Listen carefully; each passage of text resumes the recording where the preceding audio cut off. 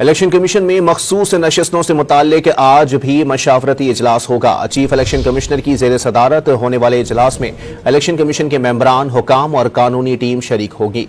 इजलास में मखसूस नशिस्तों पर सुप्रीम कोर्ट फैसले के अमल दरामद पर गौर किया जाएगा। सुप्रीम कोर्ट ने मखसूस नशिस्तें तहरीक इंसाफ को देने का हुक्म दिया था।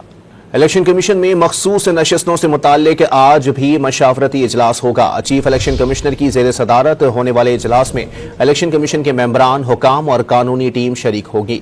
इजलास में मखसूस नशिस्तों पर सुप्रीम कोर्ट फैसले के अमल दरामद पर गौर किया जाएगा। सुप्रीम कोर्ट ने मखसूस नशिस्तें तहरीक इंसाफ को देने का हुक्म दिया था।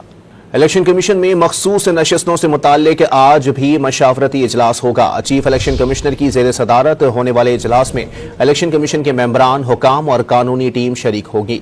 इजलास में मखसूस नशिस्तों पर सुप्रीम कोर्ट फैसले के अमल दरामद पर गौर किया जाएगा। सुप्रीम कोर्ट ने मखसूस नशिस्तें तहरीक इंसाफ को देने का हुक्म दिया था।